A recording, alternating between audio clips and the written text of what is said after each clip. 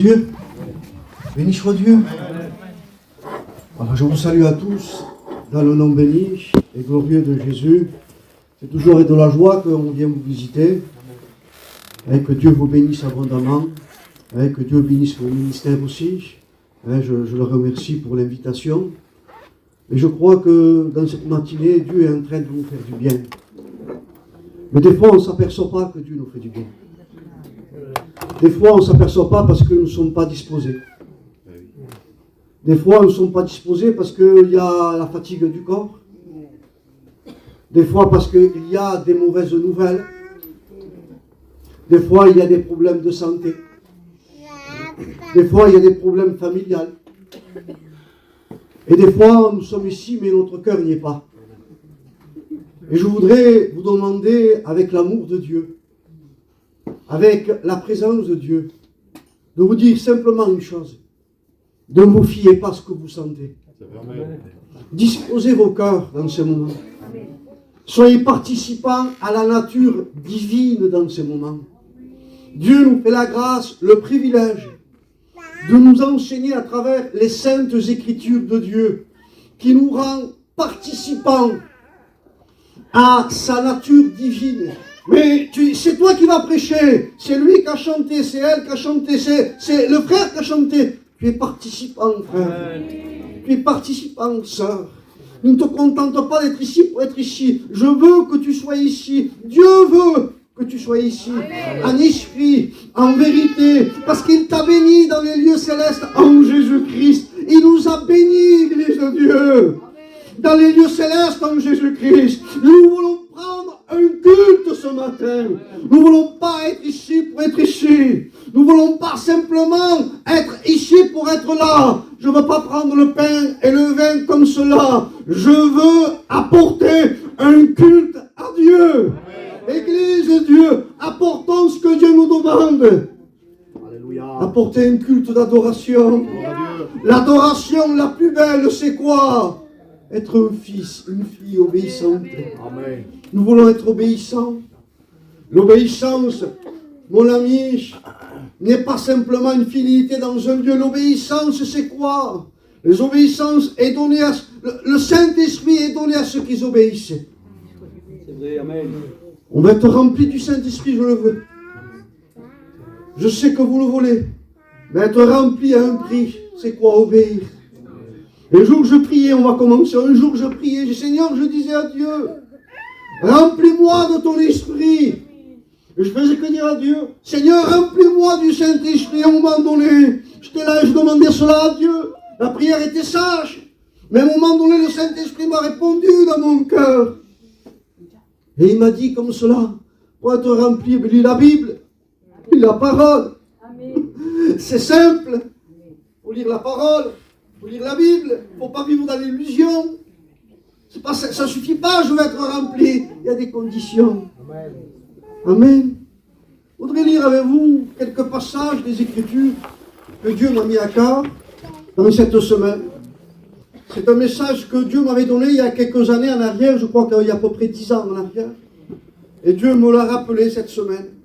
Et je crois qu'il y a une direction de Dieu, je le crois par la foi bien sûr. Alors je voudrais lire avec vous dans le livre de Job.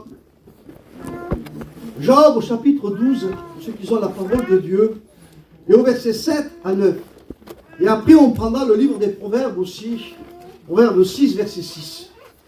Amen. Amen. Amen.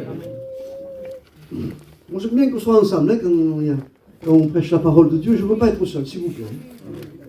Donc je m'assois. Job 12, verset 7 nous dit comme cela, interroge les bêtes, elles t'instruiront. Les oiseaux du ciel, ils t'apprendront. Parle à la terre, elle t'instruira. Béni soit Dieu. Les poissons de la mer te raconteront qui ne reconnaît chez eux la preuve que la main de l'Éternel a fait toutes choses. Amen. Proverbe 6, 6 nous dit, va vers la fourmi, paresseux, considère ses voies, et deviens sage. Elle n'a ni chef, ni inspecteur, ni maître, Elle prépare en été sa nourriture. Elle amasse pendant la moisson de quoi manger. Paresseux, jusqu'à quand seras-tu couché? Quand te lèveras-tu de ton sommeil? Il va dire au Proverbe 30 aussi encore, versets 24 et 25, il y a sur la terre 4 animaux, petits et cependant les plus sages, les fourmis.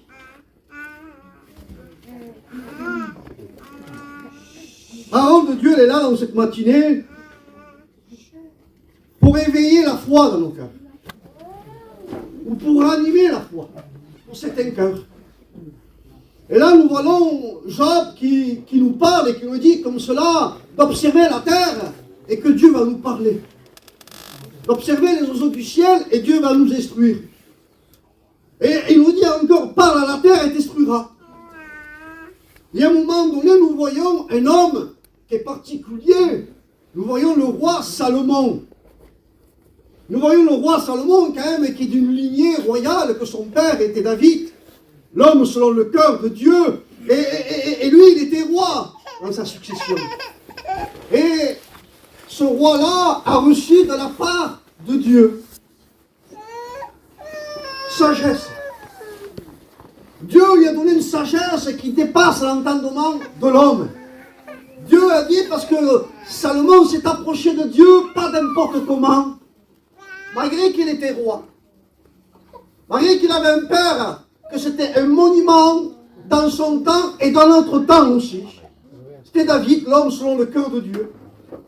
Et malgré que son père y avait donné, il avait légué l'héritage et en plus tous les matériaux pour construire le temple de l'Éternel, il a fallu que Salomon s'approche de Dieu. Il a fallu qu'il s'approche de Dieu comme son père. Sur le chemin de son père. Il a suivi le chemin de son père quand il s'est approché de Dieu. C'est-à-dire qu'il y a une façon de s'approcher de Dieu. Et quand Salomon s'approche de Dieu, et je voudrais vous dire entre guillemets, celui qui s'approche réellement de Dieu, celui qui s'approche réellement du trône de Dieu, il voit sa faiblesse. Il voit son incapacité. Il voit malheureusement, et quand il voit sa faiblesse, parce que la véritable communion avec Dieu, elle t'humilie. Je ne sais pas vous, mais moi je vous garantis devant Dieu, elle fait cela dans mon cœur. Amen, amen. M'approche de Dieu, et quand je m'approche de Dieu, Dieu me fait voir. Dieu me fait voir sa personne, et quand il me fait voir sa personne, il fait voir mon cœur. Et quand nous voyons notre cœur, nous ne sommes pas mieux que quiconque. Amen. Quand nous voyons que lui, il est grand, nous voyons petit. Amen. Nous voyons faible. Et notre faiblesse nous fait approcher du trône de Dieu. Et nous peut prendre ce livre. Et quand nous ouvrons ce livre, il commence à parler à nos cœurs. Il commence à nous instruire.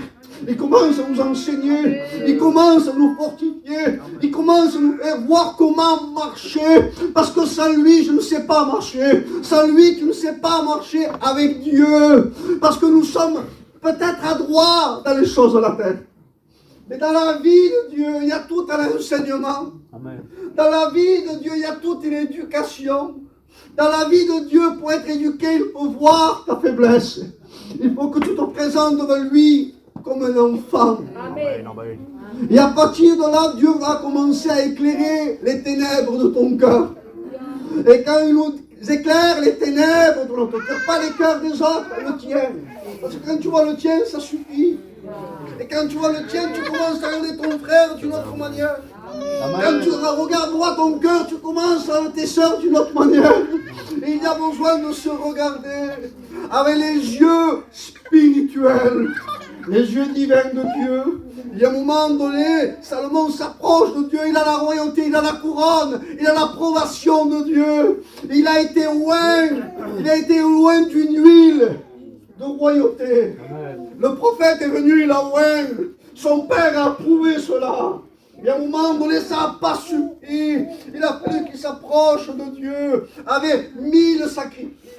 Et à un moment donné, les 1000 sacrifices n'ont pas suffi. Il a fallu qu'il y ait un cœur contrit, humilié. Et à un moment donné, il demande à Dieu quelque chose de particulier. Seigneur, accorde-moi de la sagesse. Amen. Amen. de l'intelligence pour discerner le bien et le mal. Parce que je suis jeune. Il n'a pas dit je suis fils de roi, il dit je suis jeune. Il y a un moment donné, Dieu lui accorde la sagesse. Il a touché le cœur de Dieu parce qu'il n'a pas demandé pour lui. Il a demandé pour les autres. C'est-à-dire que Dieu se glorifie quand on arrête de demander pour nous. Dieu se manifeste à travers notre prière quand on arrête de demander pour nous, quand on demande pour les autres, pour le servir. Il y a un moment donné, Dieu lui accorde sagesse. Il dit, il n'y aura pas un homme de ton temps et dans le passé et dans le futur comme un homme qui aura autant de sagesse que toi. Donc c'était émerveillant quand même recevoir une sagesse divine comme Salomon. Et à un moment donné, Salomon reçoit sagesse et richesse. Et nous voyons à un moment donné Salomon écrire les proverbes aussi. Et il nous parle sur la fourmi. À un moment donné, il nous parle sur la fourmi, cet homme-là. Et moi, je m'arrête sur ça. Parce que le Saint-Esprit nous fait arrêter dans des temps favorables. Parce que je suis une personne qui aime normalement tout enfant de Dieu. On n'est pas mieux que l'autre. Tout enfant de Dieu devrait aimer les endroits isolés. Devrait aimer les endroits déserts. Devrait aimer les endroits où il y a la nature, où tu es seul avec lui. Et pas simplement faire que demander, être là en train de le contempler, d'attendre que Dieu te parle. Ou de le louer, de l'adorer. Et à un moment donné, Dieu va t'arrêter, il va te parler, il va te montrer, il te parle à travers la création. Parle à la terre et t'instruira. Observe cela, Dieu va t'enseigner. Et Salomon avait compris cela, il savait cela. Et pourtant, Salomon a reçu sagesse de la part de Dieu. Mais dans des moments de notre vie, des fois, notre sagesse ne suffit pas. Parce que des fois, il y a des situations qu'on n'arrive pas à gérer. Et peut-être Salomon n'arrivait pas à gérer ce qu'il voyait autour de lui. Malgré qu'il avait de la sagesse et qu'il avait reçu de Dieu. Mais il voyait que là, devant ce problème, il n'y arrivait pas. Alors, à un moment donné, Salomon avait des conseillers. Et les conseillers de son père. Donc, c'était des hommes quand même qui avaient des conseils spirituels. Ils avaient une vision. Et leurs conseils étaient bons. Mais là, il n'a pas de conseil, il n'arrive pas, il n'y a pas de solution, personne n'a la solution. Mais je voudrais vous dire une chose. Quand il n'y a pas de solution sur toi, quand il n'y a pas de solution sur des hommes, quand il n'y a pas la solution, c'est que Dieu vous appelle à chercher Dieu.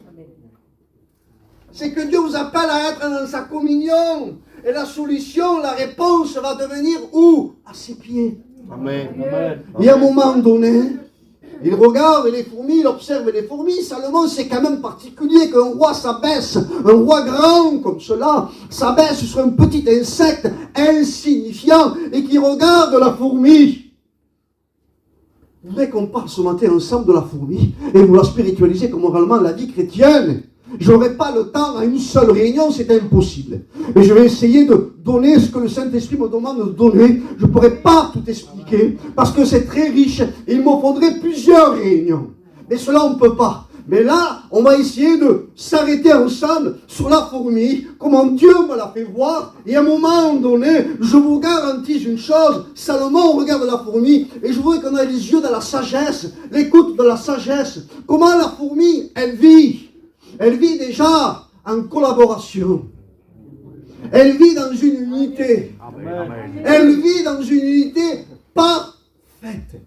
Alléluia. Et à un moment donné, la fourmi, c'est Dieu qui l'a créée. Et la fourmi obéit parfaitement. Elles ont une obéissance parfaite. Elles ne désobéissent pas au Créateur de Dieu, parce que c'est Dieu qui l'a créée. Et à un moment donné, on voit la vie des fourmis, elles obéissent parfaitement, et à un moment donné, elles vivent dans leur fourmilière, et elles sont chacun à leur poste. Je voudrais vous dire que la fourmi a une force surnaturelle. Scientifiquement, les hommes scientifiques ont observé, ont regardé, et ils ont, chacun dit qu'elles ont une force surnaturelle. C'est-à-dire qu'elles ont une force qu'elles peuvent porter. D'autres disent 10 fois leur poids. C'est énorme, 10 fois leur poids. Si moi je fais 100 kilos presque, ça fait une tonne. je ne peux pas porter une tonne. Et certains scientifiques disent qu'elles peuvent porter 20 fois leur poids. Dans certaines régions, 50 fois leur poids. C'est impossible. Mais à un moment donné, quand tu obéis, ça devient possible. C'est-à-dire que la vie chrétienne, elle est possible. Ce que tu vois impossible, ça devient possible quand tu obéis à Dieu. Qu'est-ce que c'est que ces fourmis sont obéissantes? Elles ont une force surnaturelle. Pourquoi? Parce qu'elles ont 2 antennes. Ces 2 antennes-là, c'est la connexion au ciel. C'est-à-dire ces 2 antennes-là, c'est le moyen, c'est leur odorat. Et c'est comme cela qu'elles se reconnaissent les unes les autres. Il y a un moment donné, ces fourmis sont là, elles vivent dans tout leur univers de la fourmilière, qui est le symbole de l'Église. Elles sont sociables, mais pas avec les autres ethnies de fourmis. Elles sont sociables que dans leur fourmilière, là où elles sont nées. C'est-à-dire qu'on va rentrer un peu plus tard dans cela et vous allez voir pourquoi je dis cela. Au moment donné, il y a plusieurs catégories de fourmis. Elles sont persévérantes, elles sont patientes, elles sont unies. Il y a une unité parfaite. La Bible nous enseigne qu'on doit être unis les uns envers les autres. Amen. La Bible nous enseigne qu'on doit persévérer dans la communion fraternelle. Il y a un moment donné, il peut y avoir des fois certaines lacunes, certains différends qui peuvent empêcher, qui peuvent des fois déstabiliser la communion fraternelle. Mais ce qui te permettra de garder une union fraternelle véritable, pure, c'est avoir connexion avec le ciel, c'est être rempli du Saint-Esprit. À un moment donné, elles obéissent, pas de problème. Mais je voudrais vous dire que chacune a un poste différent. Nous, on a entendu parler de la reine. Une fourmilière sans la reine, toute fourmilière qu'il n'y a plus de reine, il n'y a plus la vie. Pourquoi? Excusez-moi les paroles. La reine est celle qui enfante. Et la fourmilière est le symbole d'une église. Une église qui n'enfante plus, qui n'a plus la vie. Au moment donné, les fourmis qui sont à l'intérieur vont mourir. Parce qu'ils n'ont plus de but. Le but de l'enfant de Dieu, c'est la naissance. Le but d'une église, c'est qu'elle enfante. C'est qu'elle enfante des nouveau-nés spirituellement. Et qu'à un moment donné, dans cette fourmilière, il y a des galeries. Il y a des chambres, et ces mondes, vous allez voir. C'est-à-dire que chacun est à son poste, chacun est à son travail. Personne ne jalouse l'autre, personne ne veut. Il n'y a pas d'esprit de rivalité. Il n'y a pas de moi, je fais ça parce que tu comprends, il faut qu'on me voie à moi. Non, ça. C'est-à-dire qu'il y a de l'amour. C'est-à-dire quoi? J'honore ce que Dieu m'a donné. J'honore ce que Dieu m'a donné et je mets en valeur ce que Dieu m'a donné. C'est-à-dire que, au moment donné, il y a besoin de réaliser que dans chacun de vous, dans chaque enfant de Dieu, Dieu l'a béni, mais il appelle à accomplir une œuvre particulière à chacun de vous. C'est-à-dire ne jalouse pas ton frère. C'est-à-dire qu'ici, dans la maison de Dieu, il n'y a pas de rivalité. Il n'y a pas d'esprit de dispute. Il n'y a pas de division. Là, nous sommes appelés à être unis et à marcher d'un même pas, d'un même cœur, d'une même pensée, d'une même âme. Parce que nous servons le même Seigneur. Et à un moment donné, nous avons entendu parler de la reine, bien sûr, mais je ne rentrerai pas sur la reine et le prince. Je n'ai pas de temps sur cela. Je veux essayer de rentrer à l'essentiel. Nous avons entendu parler de l'ouvrière. L'ouvrière a diversité de fonctions. C'est-à-dire que l'ouvrière va travailler dans diversité de fonctions et va accomplir des œuvres différentes. Et la Bible nous enseigne que nous sommes les ouvriers, nous, en tant qu'enfants de Dieu, nous sommes les ouvriers de la dernière heure. La Bible nous enseigne de travailler, Église, tant qu'il fait jour. La nuit vient où personne ne pourra travailler. C'est-à-dire que c'est l'Église qui travaille là, en collaboration avec les ministères. Il y a un moment donné, quand les fourmilières, il y a plusieurs formes de fourmilières, mais je dirais au plus simple. Il y a la fourmilière d'homme, qui est comme cela, que bien souvent elle est sur les montagnes, dans les forêts. Et on la reconnaît parce qu'elle est comme ça. Et au-dessus, comme cela, dans ces fourmilières qui sont conçues par les épines de pin, sont construits dans une perfection totale. Dieu a donné de l'intelligence à ces fourmis. Et il y a au-dessus de ce dôme, là, de cette fourmilière, il y a une fourmi qu'on met au-dessus, qu'on place au-dessus. Cette fourmi qui se place au-dessus s'appelle la sentinelle. C'est celle qui a la vision. Elle est à son poste. Elle est à son poste, elle est au-dessus de tout. C'est sa fonction, elle a la vision.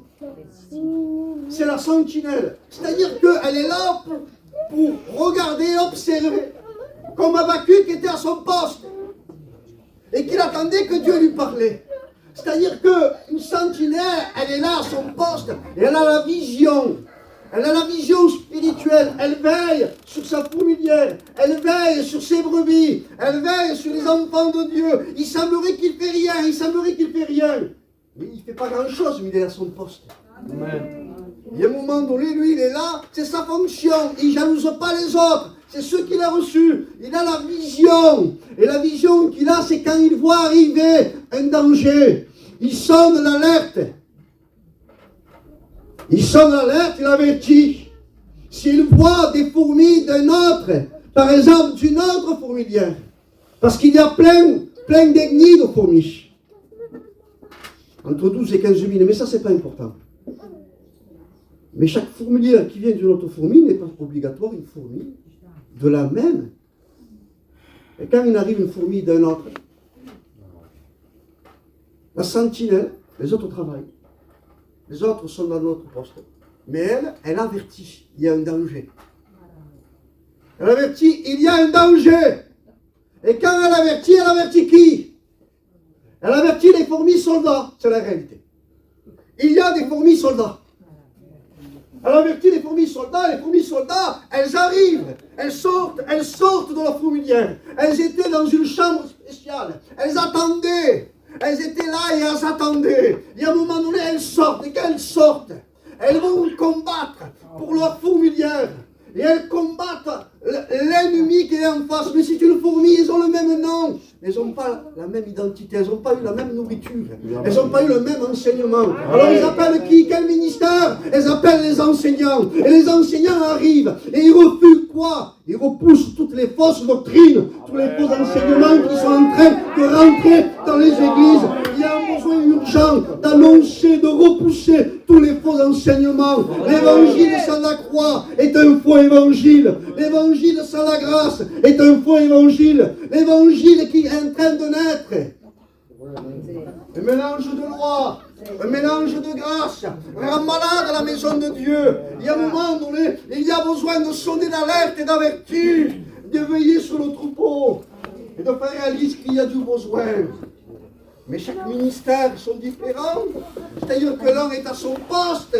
C'était la sentinelle. Il n'a pas appelé n'importe qui. Il a appelé un enseignant. Moi, je n'ai pas reçu de ministère d'enseignement. Ça, je le crois. Peut-être dans les années, ça peut changer. Ça, c'est certain, ça peut changer. Mais pour l'instant, moi, je ne suis pas un enseignant. Mais quand il y a des fausses doctrines, il y a besoin d'enseignement. Il y a besoin d'enseignement. L'enseignement vient. Il repousse, il combat les fausses doctrines, le faux évangile. Et à un moment donné, là, il y a d'autres fourmis aussi qui sont là. Il y a des fourmis qui sont appelées les fourmis soigneuses. C'est vrai. Scientifiquement, ils leur ont donné ce nom. Parce qu'elles soignent. Qui? Ceux qu'elles sont de leur fourmilière. Ne soignez pas ceux de l'extérieur, ceux qu'elles sont de leur fourmilière. Elles se connaissent les unes les autres. Et à un moment donné, elles se connaissent les unes les autres. Vous avez remarqué comment elle marche très bien la file indienne? Vous avez remarqué qu'elles ne se dépassent pas les unes les autres? Vous avez remarqué comment elles suivent les unes les autres? Parce que moi, je suis très observateur de cela. À un moment donné, elles se suivent les unes. Pourquoi elles ne se dépassent pas? Nous, sur l'autoroute, on ne peut pas s'empêcher. Si on s'en va, Max, moi et Connie, si on s'en va ensemble, à un moment donné, même si on va au même endroit, peut-être on va se perdre. Pourquoi? Parce que j'ai une façon de rouler, et à un moment donné, peut-être une chose, une autre, bon, je le double, hein. Mais elles restent toujours, elles, en arrière. Elles suivent. Elles ne cherchent pas à dépasser. Pourquoi? Elles sont humbles. Amen, amen. Vous savez qu'est-ce que c'est? Un jour, quand j'arrivais des écoles bibliques, je conduisais, on était plusieurs. Et quand je conduisais, je voyais les défauts des frères quand ils conduisaient. Et je regardais les défauts des frères, je dis, maman, Seigneur, pas possible, il fait ça, il fait ça, il fait ça, il fait ça. Et donc, quand je double, j'ai plus vu les défauts. Ah, j'ai compris. J'ai marmoulé parce que j'étais derrière. Et quand je rétrograde spirituellement, je marmoule. Et quand je rétrograde spirituellement, je perds la vision. Et à un moment donné, ça m'a parlé, moi, dans mon cas. J'ai dit, alors, Seigneur, j'ai compris qu'il faut que je sois devant avec toi. Il ne faut plus voir les défauts des uns et des autres. Amen. Quand je commence à voir les défauts, c'est que j'ai rétrogradé.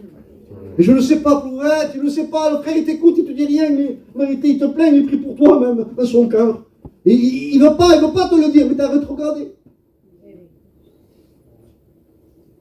Soyons à notre poste. Amen. Cherchons pas autre chose. Amen. Savons ce que Dieu nous a donné. Amen. Cherchons pas à faire autre chose. Et à un moment donné, la fourmi soigneuse, elle est là, elle. Et quand il y a des fourmis qu'elles sont malades, qu'elles sont blessées, elles y vont. Dieu me témoigne que c'est la vérité. Elle les soigne. Vous avez vu déjà transporter les autres fourmis, elles se transportent les unes les autres, elles cèdent. Elles ne regardent pas, je te fais ça parce que tu comprends, j'attends quelque chose. Non. Je te fais ça parce que tu m'as fait ça. Non. Elles font ça parce qu'il y a de l'amour les unes envers les autres. Parce qu'elles vivent ensemble, et elles ont tous le même désir. Quoi? Travailler pour le maître. Et à partir de là, un jour, j'étais devant chez moi. Il y avait plein de fourmis. Et je regardais comme cela. Et quand je regardais les fourmis, et à un moment donné, j'en ai vu une, qu'elle portait quelque chose de gros. Et moi, je la regardais, j'ai fait les petites. Et j'ai dit, mais il ne faut pas les aider, je me dis dans ma tête. Parce que si je les aide, je les handicape. Et des fois, on veut tellement aider des chrétiens qu'on les handicape. Il faut ce qu'il faut. Ce qu'il faut, c'est prier, ça c'est certain. Ce qu'il faut, c'est être là quand il faut. Mais tout le temps, non. Et il faut savoir faire ce qu'il faut. Et à un moment donné, il faut du discernement même dans cela. On ne peut pas porter un enfant toute une vie, il faut qu'il apprenne à marcher. Et quand il apprend à marcher, il se fait des bosses.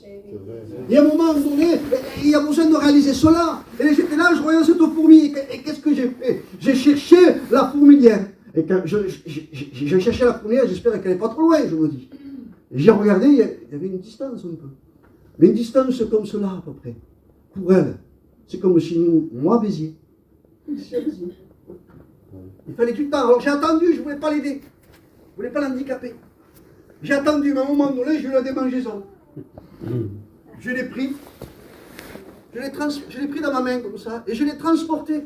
Et quand je l'ai transporté, ça savait plus où elle était. Je l'ai transporté et je l'ai posé devant sa fourmilière. Et quand je l'ai posé devant sa fourmilière, j'ai observé. Elle a fait quelque chose qui m'a marqué. Elle s'est arrêtée. Elle a fait le tour sur elle-même. Elle a regardé où c'est qu'elle était. Et ceux qui savaient passer. Je voudrais vous dire, les frères. Je voudrais vous dire, les sœurs. Des fois, nous sommes dans la main de Dieu et des transports de l'esprit. Nous ne savons même pas où c'est qu'on est. C'est Dieu qui nous tient. Des fois, il nous tient dans des problèmes. Dis, c'est moi, non, c'est Dieu qui t'a tenu. Des fois, il nous tient, des fois, on pourrait répondre dans des situations difficiles. Parce que des fois, les situations difficiles, des fois, on marie des enfants. Des fois, il y a des belles familles. Des fois, il y a des beaux-fils. Des fois, il y a des consogres. Et des fois, ça ne va pas. Et des fois, il y a des problèmes. Il dit, mais comment t'as fait, frère? J'étais dans la main de Dieu. Oui. Et il nous transporte. Et quand tu sors, tu ne sais plus où tu es. Et tu recherches quoi? La direction. Et la direction, c'est ta fourmilière, c'est ton église. Pourquoi ton église? Parce qu'il y a tes frères, parce qu'il y a tes soeurs, parce qu'il y a tes ministères. Pourquoi? Parce que c'est là que Dieu m'a fait naître. Savez-vous qu'il y a des fourmis esclaves? Oui, que c'est vrai. Scientifiquement, ils le disent, il y a des fourmis esclaves. C'est-à-dire qu'il y a des fourmis qui sont très rusées, sont très intelligentes. Elles observent les autres fourmilières, parce que dans la fourmilière, il y a des chambres où ils mettent les larves, les futures ouvrières. Et les autres savent où c'est qu'ils les mettent. Alors, d'une manière ou d'une autre, ils se déguisent, parce qu'on ne rentre pas comme cela. Je vous garantis qu'on ne peut pas rentrer comme ça dans cette fourmilière, quand ils sont des fourmis. Et elles arrivent à rentrer, elles se déguisent. Et elles rentrent à l'intérieur, il y a tchoub, toutes les larmes. Elles tuent les larmes. Elles volent les fourmis, vous allez comprendre. Et elles se les mettent dans leur fourmilière. Et quand ils sont dans leur fourmilière, Max, c'est eux après. Ils naissent à l'intérieur, ils naissent à l'intérieur. Et quand ils naissent à l'intérieur, eux croient qu'ils sont nés dans cette fourmilière. Alors ils sont à leur service. Ils sont à leur service et ils les servent entièrement, croyant qu'ils sont nés de chez eux. Mais eux savent toute leur vie, toutes les anciennes qu'il y a à l'intérieur, savent que eux ne sont pas des leurs, ne sont pas eux. Ils les considèrent comme des esclaves, ils ne les aiment pas, mais ils les font travailler. C'est-à-dire que certains, des fois, méfiez-vous sur Internet. Méfiez-vous avec ceux qui sont mielleux. Méfiez-vous ceux qui viennent avec vous avec une apparence. Ceux qui viennent avec vous pour qu'ils vous flattent. Ceux qui sont agréables. Ceux qui vous comprennent trop. Ceux qui sont trop gentils avec vous. Ceux qui vont dans votre sens. Méfiez-vous de cela. Pourquoi? Parce que des fois, ils cherchent à vous prendre et à vous voler. Et à vous mettre à l'intérieur de chez eux. Et des fois, on ne sait plus que parler. Et des fois, on a du mal à parler dans notre propre église. Et on a un peu plus de facilité à parler avec des étrangers. Parce qu'ils ne vous jugent pas, ils ne vous connaissent pas. Et c'est plus facile. Non, mon ami, parle avec ceux de ton église. Amen. Pas avec moi. Amen. Parle avec ceux de ton église. Amen. Parle avec tes serviteurs. Parle avec tes frères. Alléluia. Parlez avec les sœurs. Amen. Ne restez pas comme cela. N'attendez pas qu'un loup vienne. N'attendez pas qu'un faux chrétien vienne. N'attendez pas qu'un faux serviteur vienne. Et qu'il vienne avec une apparence de piété. Et qu'il vienne vous tromper. Et qu'il vous flatte. Qui va dans votre sens. Moment donné, veillez sur cela. Veillez sur cela parce qu'ils feront de vous des fourmis esclaves. Ils se serviront de vous. Ils vous feront travailler pour eux. Et cela, on dirait que, mais David, qu'est-ce que tu me racontes? Ça existe dans des églises. Je vous garantis que c'est la réalité. Mais qu'est-ce que tu... Ça existe dans des églises. Des fourmis esclaves, des chrétiens esclaves qui ne savent même pas. Qui servent des gens qui ne sont pas dans la note de Dieu. Il y a besoin de se le rappeler les uns les autres. Il y a besoin de s'avertir les uns les autres. Un jour, je visitais une cousine germaine à ma femme. Et à l'époque, son mari était en prison. Et j'étais rentré chez eux il y a des années de ça. J'étais rentré chez eux, avant de rentrer chez eux, je vois à l'entrée de la porte, il y avait un jardin. Et à l'entrée, il y avait un lézard mort. Un lézard mort. Et mes yeux se portent dessus. Et je vois des fourmis. Je vois des fourmis qui sont tous sur le lézard. Je prends le téléphone, je filme. Je filme parce que ça m'a interpellé, Max. Toutes les fourmis qui étaient sur le lézard, c'est petit une fourmi à côté d'un lézard quand même. Hein. Toutes les fourmis qui étaient sur le lézard, elles le prenaient et le tiraient. J'ai filmé, je me pensais, elle le tire, elle le transportait. Et je regarde, j'ai fait, regarde, elle le transporte dans une seule direction. Elle transporte le lézard dans la même direction. C'est qu'elles avaient une seule direction, un seul but quoi? Une seule vision quoi? La fourmilière. C'est-à-dire que pourtant un lézard a 4 pattes. Moi j'aurais pu dire, moi je tire d'un côté. Moi j'aime bien l'enseignement, j'aime bien le ministère de Paul. Parce que Paul c'est un père. Oui. Moi j'aime bien le ministère d'Apollos. Parce qu'il est éloquent et versé dans les Écritures. Moi, j'aime bien le ministère de Céphas, parce qu'il est rempli d'autorité. Quand ça ne va pas, il le dit. Hein. Moi, j'aime bien... Moi, non, je suis pour Jésus-Christ. Est-ce que Christ est divisé? Est-ce que c'est au nom de Paul, de Céphas, d'Apollos, que vous avez été baptisés, sauvés, rachetés? Les ministères ont été donnés pour le perfectionnement des saints. C'est-à-dire que ceux qui mettent le trouble, la division des fois entre ministères, c'est le peuple. Ils s'entendent, il n'y a pas de problème. Mais si le peuple commence à vouloir, parce que je connais cela, et je sais, il y en a qui sont plus obligés que d'autres, il y en a qui sont plus gitans que d'autres, mais ce qu'il y a, la Bible est là, elle nous éclaire. Et elle nous avertit de veiller les uns sur les autres, de rester unis selon la parole. Et si certains ont décidé de détruire un ministère, moi je veux changer. Alors je flatte l'autre. Moi j'élève l'autre. Amen. Moi je suis pour Paul, c'est un père. Moi je suis pour Apollos. C'est quelqu'un d'éloquent dans les Écritures, c'est ce qui se dit. Moi je suis pour Céphas, c'est quelqu'un de tranchant, il met la sainteté, hein. Il met là, moi, quand quelqu'un qui il a péché, on le met dehors. Il sanctionne. Ne divisez jamais vos ministères. Béni soit Dieu. Ne cherchez pas votre intérêt. Amen. Cherchez toujours l'intérêt de Dieu. Amen. Je ne sais même pas pourquoi je prêche tout cela. Amen, amen. Mais moi, je n'ai pas cherché à savoir pourquoi je prêche. La Bible dit que prêche la parole. C'est tout. Un semeur sorti pour semer. C'est tout. Alors à un moment donné, je crois qu'on doit veiller et faire comme ces fourmis. Je crois qu'il avait raison, Salomon, de regarder les fourmis. Parce qu'il tirait sur les arbres dans une seule direction. Ne tirons pas de l'autre côté. C'est ma famille. Il est comme moi, il pense comme moi, il aime la doctrine, il aime l'enseignement, il aime la prédication prophétique, il aime telle chose. Non, les frères, il n'y a pas de différence. La diversité de dons, mais le même esprit. Diversité de ministères, mais le même Seigneur. Et nous sommes appelés à unir tout cela. Nous sommes appelés à marcher de même cœur, de même pas, et de profiter de tous ces ministères, et de les apprécier, et de les honorer pour le don et les dons qu'ils ont reçus pour perfectionner la maison de Dieu. Et à un moment donné, il y a encore d'autres fourmis qui ont d'autres façons d'agir. Vous savez que les fourmis, des fois elles vivent sur la terre, et elles vivent sur les arbres aussi. Elles s'adaptent, les fourmis. Elles s'adaptent de partout. Et à un moment donné, elles arrivent de passer d'une branche à une autre. Mais il y a de l'invisible, il y a un trou là. Comment on va faire pour passer? Comment on va faire pour passer? Et elles ne parlent pas humainement parlant. Mais Dieu leur a donné ce qu'il fallait là. Pour que quoi? Ils fassent un pont. Comment? Oui, ils vont faire un pont, les fourmis. D'une branche à une autre branche, ils vont faire un pont. Comment ils font un pont? Mais la Bible dit encore, dans la première épître de Jean, au chapitre 3, au verset 16, c'est quoi les frères, s'il vous plaît? 1 Jean 3, verset 16, tout le monde devrait le connaître celui-là. C'est un sujet tabou, parce qu'en réalité, on le connaît, mais c'est un sujet tabou.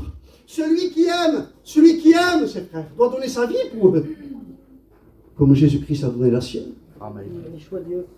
Qu'est-ce qu'ils font les fourmis? Avec leurs pinces, sans se faire du mal. Je ne sais pas comment elles font, ça fait pas mal. Elles se cramponnent les unes les autres. Elles se serrent les unes les autres. Elles se comprennent, elles s'accrochent les unes les autres. Et elles font un pont. Pour qui? Pour les autres fourmis. Elles ne sont pas vues, elles sont à terre, elles souffrent. Et c'est les autres qui passent. Des fois, c'est nous qu'on a fait le travail. Des fois, c'est l'autre qui a fait le travail. Et des fois, toute la récompense, elle est pour l'autre. Pourquoi? Peu importe. Du moment que le travail de Dieu se fasse, du moment que l'œuvre de Dieu avance, l'un a semé, l'autre a arrosé, le Seigneur, il fait croître. C'est-à-dire qu'à un moment donné, il ne faut pas être là et dire, mais moi, non, frère. L'œuvre de Dieu, elle avance, béni soit Dieu. Si elle n'avance pas, il y a un problème à se faire. Tu as raison de parler. À un moment donné, il y a besoin de réaliser tout cela. Si elles arrivent à faire cela, si elles peuvent faire cela, pourquoi nous, on n'y arriverait pas? Plus forte raison, nous. Nous sommes le temple du Saint-Esprit. Nous sommes l'habitation de Dieu, le Père. De Dieu le Fils, Dieu le Saint-Esprit. Et on ne s'appartient plus à nous-mêmes. C'est-à-dire que la maison de Dieu, c'est nous. Et Dieu vit à nous. Et s'il vit à nous, comment est-il possible qu'il y ait du mal? L'amour de Dieu est répandu dans le cœur par le Saint-Esprit.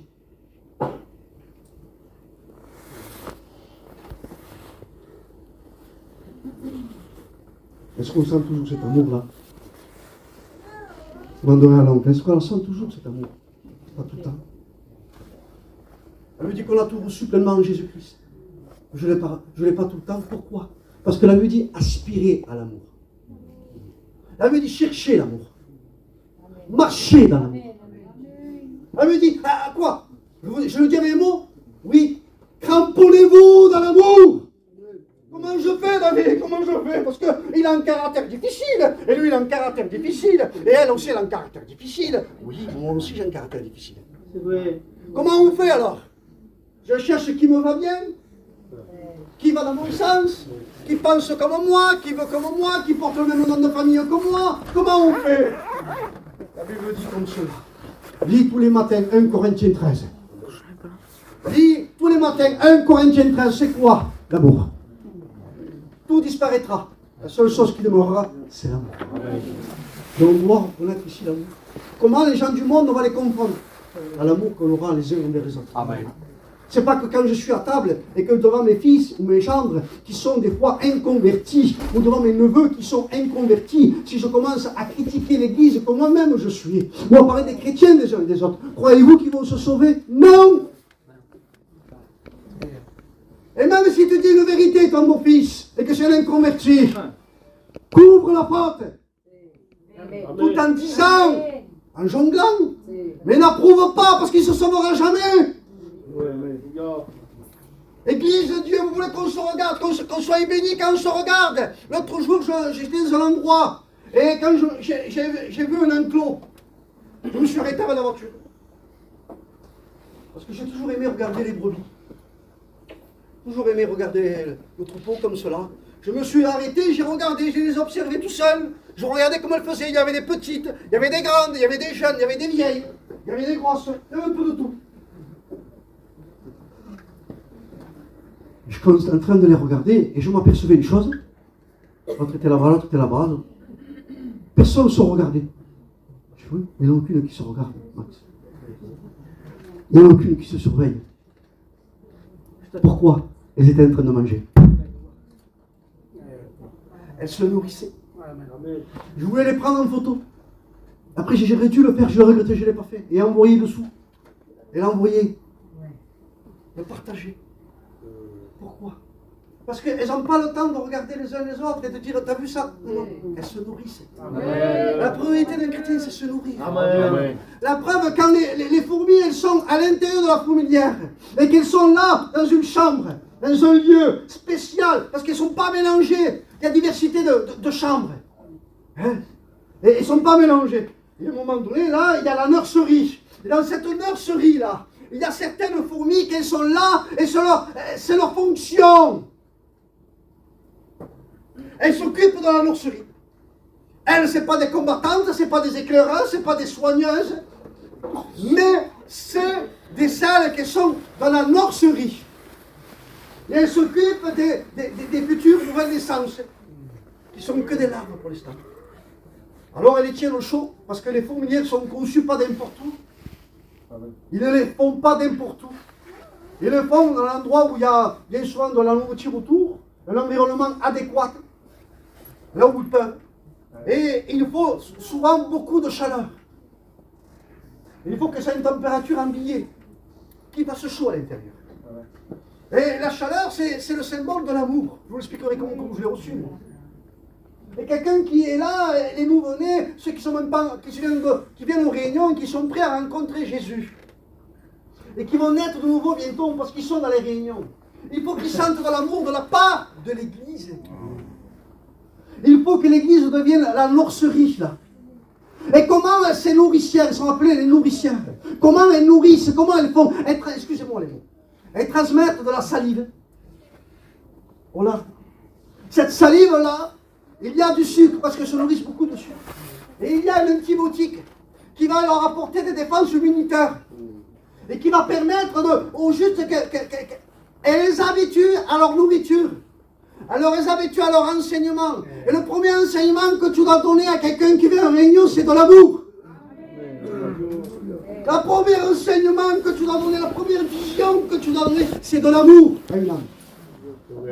L'amour de Dieu, mon ami, dépasse mon cœur, ma vie. Parce que quand on réalise la parole de Dieu, car Dieu a tant aimé, il a donné.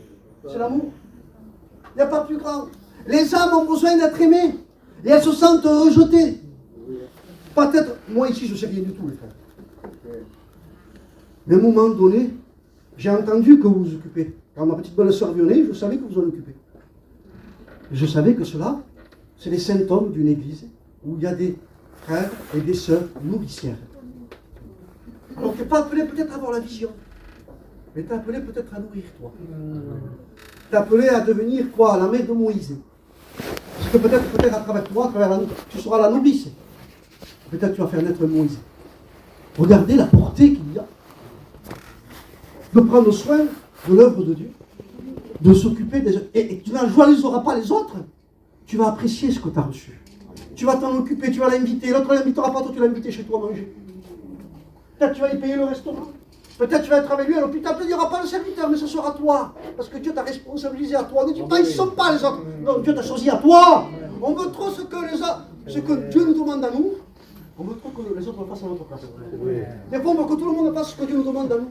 Et on ne comprend pas, on s'arrête sur la marche. Parce qu'il dit, il ne me comprend pas, il ne comprend pas, ils ne font rien. Non, frère, c'est toi qui l'as reçu ça. Non, sœur, c'est toi qui l'as reçu. Alors, à un moment donné, fais ce que tu as reçu. Et si d'autres aussi ont reçu comme toi, ils s'ajouteront. Mais le principal n'attache que toi, ce que tu as reçu. Et à un moment donné, elle s'attachait à ce qu'elle avait reçu. Elle nourrissait. C'est l'arbre. Elle leur a enseigné. Et la nourrice enseigne la parole, les Écritures. Et elle se met à la portée, parce qu'on ne peut pas nourrir quelqu'un qui vient aux réunions comme nous, ça fait 10 ans, 20 ans, 30 ans. C'est pas possible ça. On met trop les gens à notre portée. Des fois, il y en a qui ne sont pas encore nés de Dieu ou qui sont nés de Dieu, ils mettent la barre tellement haute, ils arrivent avec une tête gonflée comme cela, mais c'est presque que des Nicodèmes, mais ils ne sont pas nés de Dieu.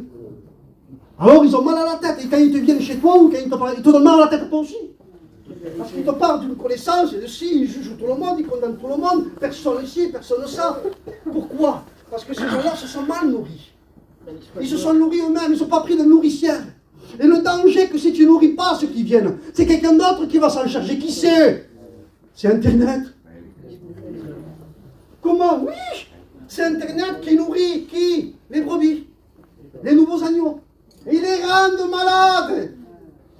Et après ils perdent quoi? La vision, la sensibilité.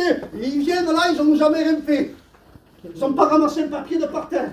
Ils n'ont pas rangé une chaise. Ils n'ont pas aidé un frère. Ils n'ont pas aidé une sœur. Ils n'ont jamais pleuré pour personne. Et ils viennent là voir comme ça. Et ils jugent tout le monde. Et le pasteur, il le regarde. L'autre, hein? Oui, bon, mais hein, il veut tout gérer. Mais frère, ça c'est la faute de qui? C'est parce que c'est nous aussi.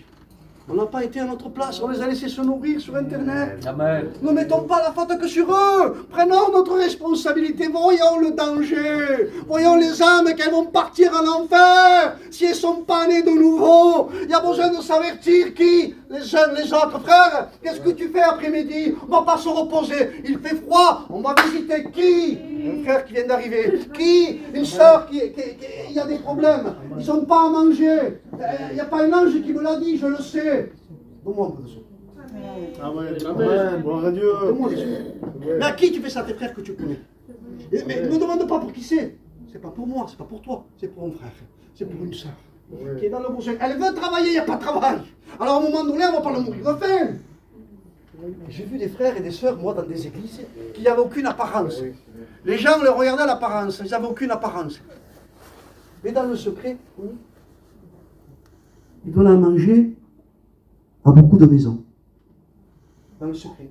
Parce que les fourmis, on les voit l'été, au printemps, à l'extérieur, mais elles ne s'arrêtent jamais. Elles travaillent tout le temps. Vous savez, ça qu'elles ne se fatiguent pas, les fourmis, elles travaillent tout le temps. Elles font des micro-siestes, 1 minute. Ça suffit pour eux. Mais après, elles travaillent encore dans la fourmilière. Elles ne s'arrêtent pas de travailler 24 heures sur 24. Mais dans le secret, dans l'inconnu, dans l'invisible, mais qui est connu de Dieu. Et à un moment donné, elle allait dans les maisons et ils ne disaient rien. Elle et son mari, ils apportaient des sacs de manger, ils le laissaient chez eux. Et son mari travaillait et il faisait les arbres, lui. Et il aurait pu prendre quelqu'un de sa famille ou quelqu'un d'autre. Et regardez le chrétien qui n'avait pas de sous, quelqu'un qui les approchait. Il dit, tu viens travailler avec moi? Il le prenait, il les payait sa journée. Des fois, il faisait rien du tout, il donnait 100 euros par jour. Mais pourquoi il faisait ça? Mais les gens disent, mais lui, c'est bon, il n'est pas terrible, il n'est pas terrible. Il ne parle jamais. Elle ne se fait pas voir, elle ne se fait pas connaître. Ils sont dans la fourmilière, ceux-là. Ils sont cachés. Et quand ils sont cachés, ils amassent pour le ciel. Amen. Eh oui. Il y a un temps où Dieu nous cache, il y a un temps où Dieu nous fait voir. Amen. Dieu fait ce qu'il veut, les frères. Il faut apprécier le temps qu'on vit. Il faut apprécier quand Dieu te fait voir, et après il va te cacher.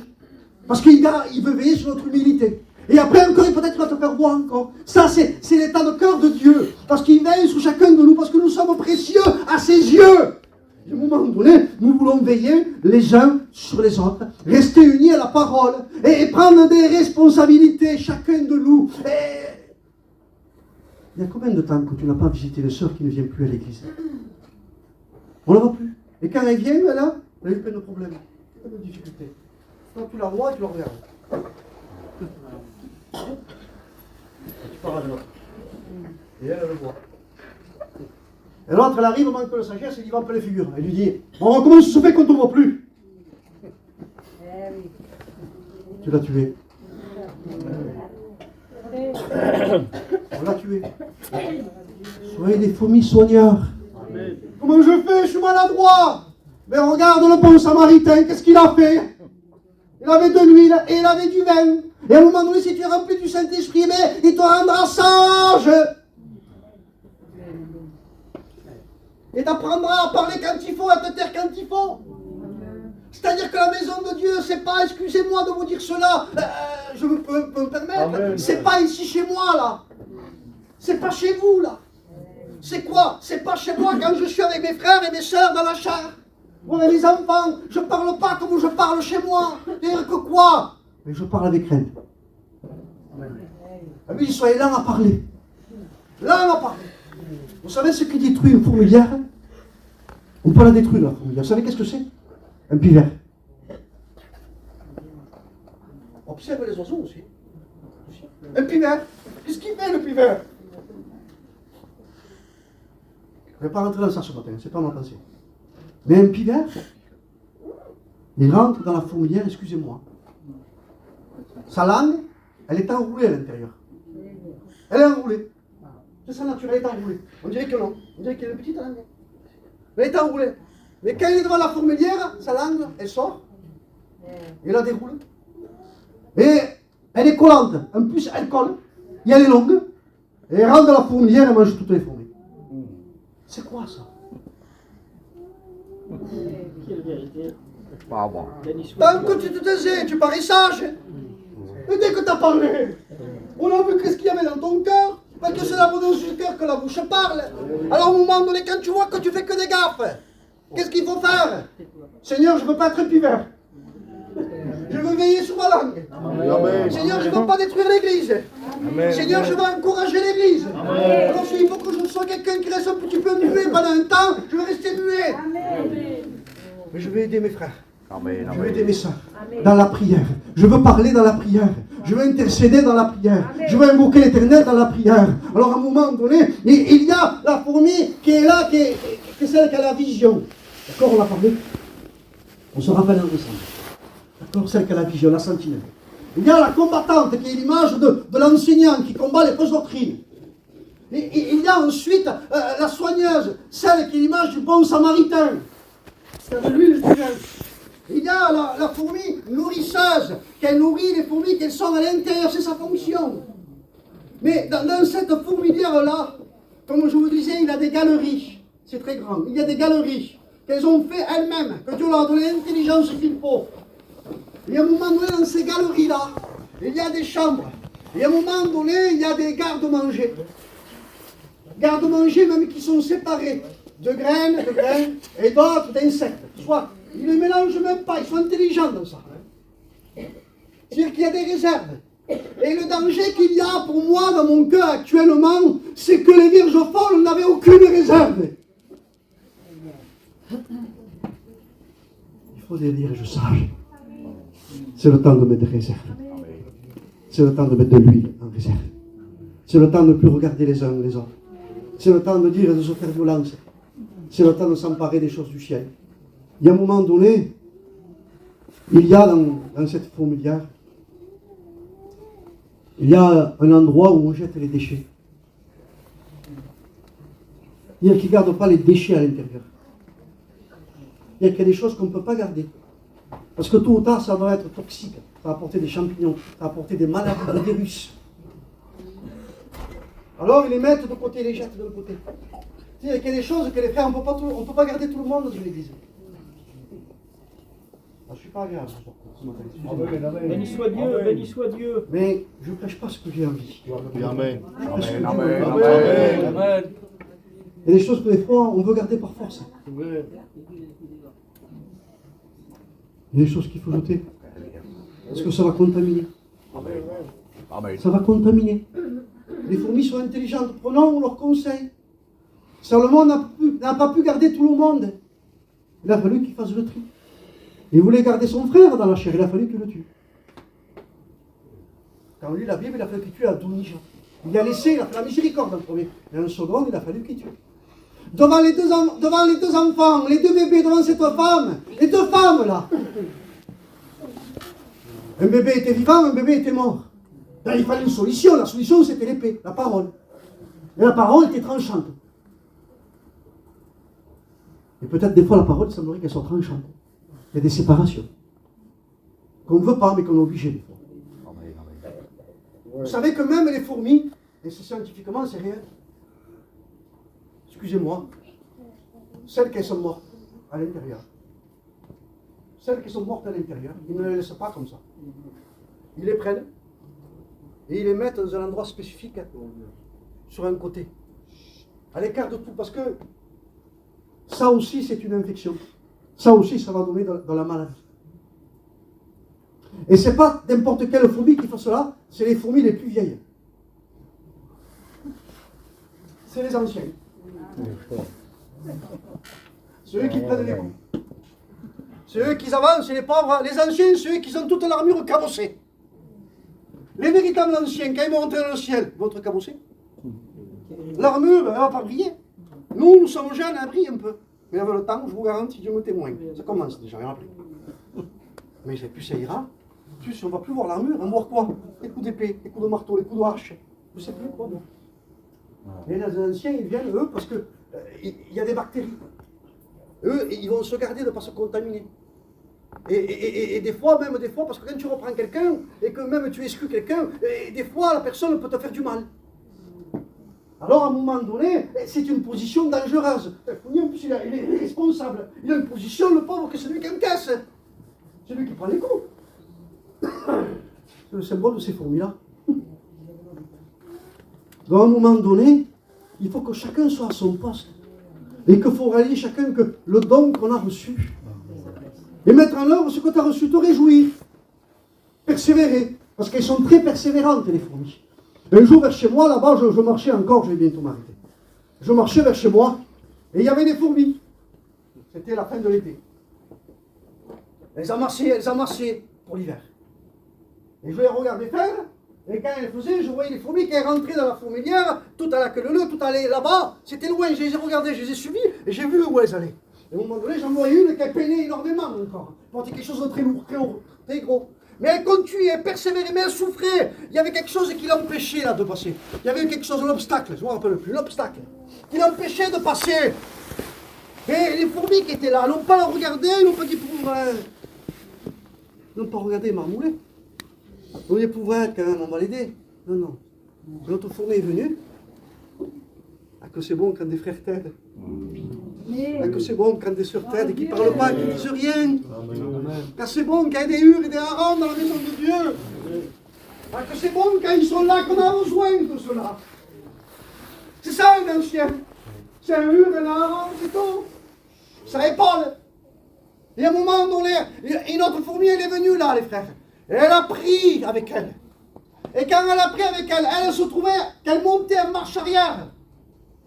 L'autre était là en marche arrière et l'autre était devant, comme ça, elle poussait avec elle, et ça a poussé l'obstacle. Et je regardais, j'ai fait regarde dans ma tête. Elle regarde même pas derrière. Elle a confiance à son frère. Amen. Quelle importance de se connaître. Savez-vous pourquoi elles se connaissent? Je vais m'arrêter, monsieur. Les fourmis, savez-vous pourquoi elles se connaissent? Celles qui sont à l'extérieur. Ce sont celles qui ont un âge déjà. C'est-à-dire que celles qui travaillent vues et connues des gens autour, la convoi, c'est celles qui étaient déjà, qui ont appris à travailler cachées dans la fourmilière. Il y a un processus. On ne peut pas arriver parce qu'on a une petite connaissance, parce qu'on est né dans une église, et que quand on devient chrétien, parce que nous avant, quand on se convertit, il y a quelques années en arrière, ma famille n'était pas chrétienne. Alors j'avais tout à apprendre des choses de Dieu. Et je me sentais des fois petit dans la prière des frères. Comme ils priaient, je dis, c'est pas possible, comment je vais faire moi? Comme ils parlent de Dieu, comme ils citent les textes, comment je vais faire moi? Il fallait tout apprendre. Mais ceux qui sont nés là ceux qui sont nés dans les églises, ils ont toujours entendu prier. Ils ont toujours entendu la parole. Ils ont été éduqués peut-être dans les clubs d'enfants. Alors ils arrivent, ils prient comme des pasteurs. Ils parlent comme des serviteurs. Mais dans leur cœur encore, dès qu'il y a un problème, ils sont dévariés. C'est là que tu reconnais qu'il y a un malaise. Il y a un moment où on est ceux qui vont réaliser comment il faut faire. Mais ces frères-là, ces sœurs-là, cache-les. Mais il n'est pas gentil, il me cache. Oui, il t'aime. Il te protège en faisant cela. Et ça, on ne le réalise pas. Parce qu'on ne comprend pas quand on est jeune, nous, quand on a 15 ans, 16 ans. Pourquoi il ne me prend pas pour sortir? Pourquoi il ne me prend pas pour aller là-bas? Pourquoi il ne me prend pas ce matin? Parce que c'est dangereux. Il faut le temps. Et on ne réalise pas que le monde, servir Dieu, est dangereux. On ne réalise pas contre qui on combat. On parle sans savoir ce qu'on dit. On cite des textes sans savoir à la profondeur du texte. On a besoin de réaliser, de connaître cela. Et on le connaît quand on est caché dans la fourmilière, quand tu te tiens caché. C'est là que tu apprends à grandir avec Dieu. Je vais terminer. Vous l'accordez? Amen. Il y a quelques années en arrière. Oui, il y a très longtemps. À peu près 15 ans en arrière. Je passais par des difficultés dans ma vie spirituelle. Je passais par un temps où je ne comprenais pas ce que je vivais. Alors c'était l'hiver, je partais à la mer tout seul. Je cherchais Dieu. Et j'étais là dans un silence, je contemplais la création, j'attendais que Dieu me parle. Un jour, il n'y a rien. J'ai rêvé. Dieu ne me parle pas encore. J'y rêvé encore. 3 jours. Je marche, David, le long de la mer. Quand Dieu te parle, tu te rappelles. Je marche le long de la mer. Et quand je marche le long de la mer, mes yeux se portent sur des coquillages. Et je regarde les coquillages. Et observe la terre, elle te parlera. Et je regarde les coquillages. Et quand je regarde les coquillages, ils sont beaux ces coquillages. Ils portent tous le même nom. Mais il n'y en a aucun qui se ressemble. Et Dieu me dit dans mon cœur, baisse-toi, ramasse-le ce que tu vois beau. Et je me baisse et je le ramasse. Et quand je le ramasse dans mon cœur, retourne-le. Mais il était vide, il n'y a pas la vie. Il n'y avait pas la vie. Et il me dit, tu vois ceux qui ont la vie, ils sont cachés. Dans les mers, dans les océans, ils sont cachés. Vus de personne, mais connus de Dieu. Et si tu acceptes d'être caché et connu de moi, à un moment donné, je vais te faire voir ce qu'il y a au fond de la mer. Il y a des richesses. Il y a des trésors. Et Dieu va te révéler sa richesse. Mais si tu acceptes de rester caché, Amen. et à un moment donné, et Dieu me dit dans mon cœur comme cela, et à un moment donné, Dieu me dit, mais il te laisse le choix de remonter la surface. Le coquillage avait le choix de monter la surface. Et de regarder ce qui se passe un peu. Et des fois de se faire voir. Mais sache une chose, qu'il y a des prédateurs qui vont te manger. Et quand ils vont te manger, à un moment donné, le coquillage n'aura plus la vie. Et quand il n'y a plus la vie, la mer le rejette. Et quand la mer t'a rejeté, il n'y a plus la vie, il n'y a plus Jésus. Tu es connu des gens, mais inconnu de Dieu. Je crois qu'il faut accepter d'être caché dans sa vie. Les fourmis sont cachées la moitié de leur vie. Mais elles continuent encore sous terre. Elles font le travail. Elles œuvrent, elles travaillent. Il y a un moment donné, Dieu nous appelle à travailler pour le Maître. Peu importe pour l'instant si c'est pas vu.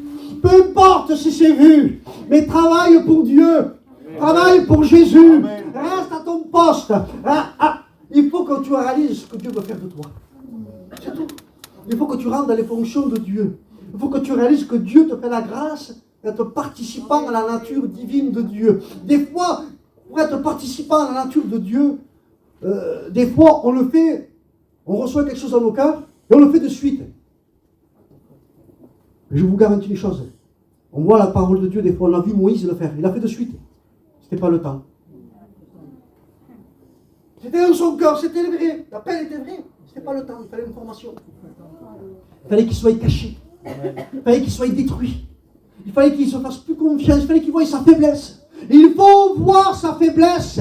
Pourquoi? Pour aimer les faibles. C'est tout. C'est tout. Les fourmis obéissent parfaitement.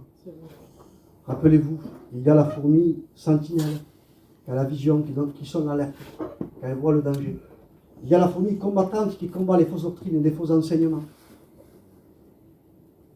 Il y a la fourmi soigneuse. Il y a la fourmi nourricière. Il y en a encore d'autres, je sais qu'il y en a d'autres. Il y en a plein d'autres encore. Et on en restera là pour ce matin. Amen. Par contre, ce que je vous disais d'entrée, elles obéissent parfaitement. Est-ce que la main de l'homme peut les faire désobéir? Est-ce qu'elles peuvent désobéir? Je vous pose une question, moi. Est-ce qu'elles peuvent désobéir une fourmi? Les fourmis, ce qui les permet d'obéir, c'est les antennes. Elles se tapotent une chose pour se reconnaître. Elles ont un odorat. Même dans certaines fourmilières, il y a des portiers, ils appellent ça. Nous, on va dire le mot. C'est les concierges. Les portiers. Elles ont la tête plate. Grosse. Ça prend toute l'entrée. Et à un moment donné, un peu. Elles sont là et quelqu'un qui veut rentrer, une fourmi qui veut rentrer, il faut qu'elle soit dans la même ethnie, dans la même fourmilière. Là, si elles ne tapotent pas comme il faut, elles ont un code. Je ne cherche pas quoi rentrer dans ça, elles ont un code, les scientifiques disent ça. Et à un moment donné, s'ils n'ont pas le code qu'il faut, la fourmi qui est là, les autres fourmis qui sont autour, la dévorent. Tout faux enseignement, toute fausse action de l'esprit, toute fausse manifestation du Saint-Esprit doit être détruite dans la maison de Dieu. Amen. À un moment donné, les fourmilières, vous m'arrêtez pour le bon Dieu, mettez-moi, mais je dis mal. Les fourmilières sont là, elles sont dans une structure parfaite. Et quand il pleut, c'est dangereux pour elles, Max.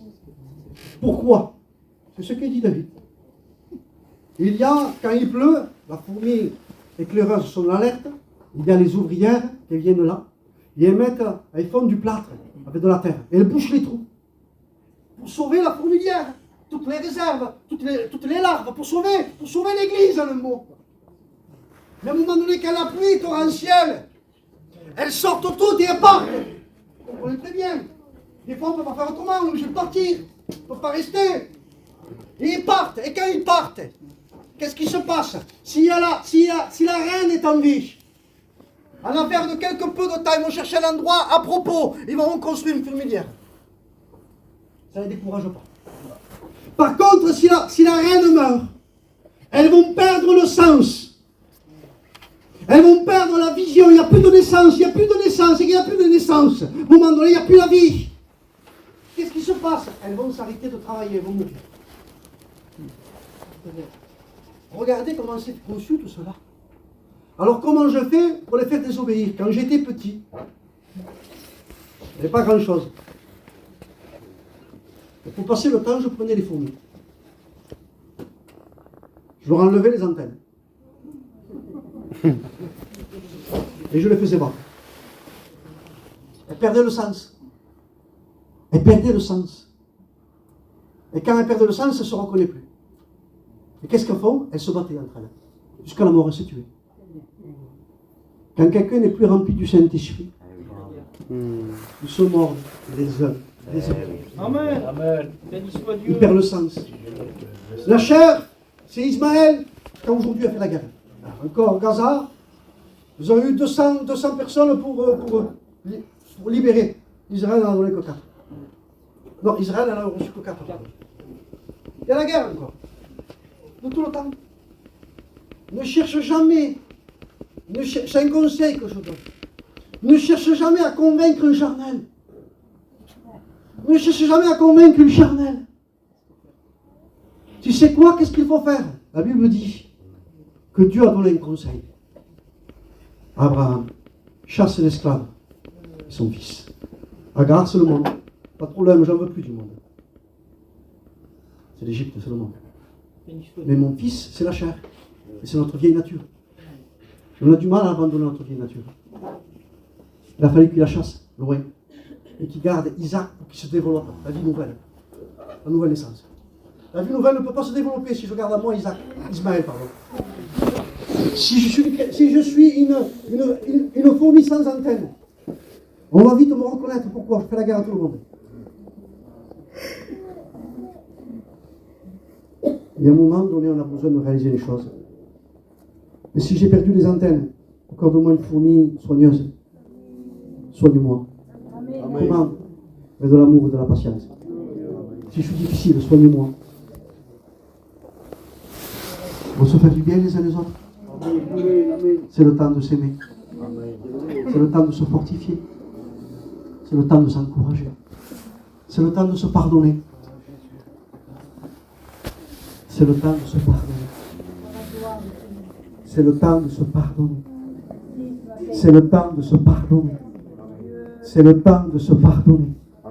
C'est le temps de se pardonner. C'est le temps de se pardonner. Je n'ai pas d'autre mot. Mais il me revient sans cesse pour qu'il imprègne ton cœur.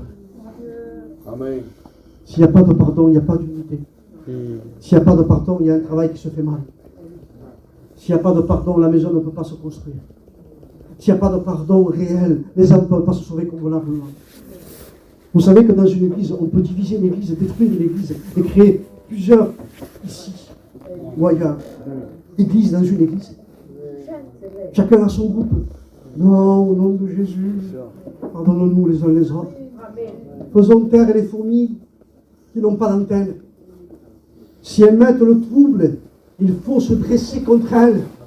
Il faut des hommes qui se lèvent et qui aient la vision, la sentinelle, et qui discernent celui qui est Ismaël, celui qui est Isaac, celui qui met quoi? Celui qui met l'unité. Mais l'unité de quoi? De la parole. Pas des sentiments, pas des liens familiales, de la parole. Il y a besoin d'unité de la parole. Il y a besoin que des hommes se lèvent, qui mettent l'unité de la parole. Il faut que la parole prenne toute la place. Il faut que la parole prenne nos cœurs. Il faut que la parole, quoi? Qu'elle unisse. Ce qui me dit, moi, là, qu'avec Max, c'est la Bible. Amen. Ce qui nous rend quoi? L'amour qui est au milieu, c'est la Bible. La justice, c'est la Bible. La sainteté, c'est la Bible. La persévérance, c'est la Bible. Quand j'enlève mes antennes, il n'y a plus de Bible, il y a quoi?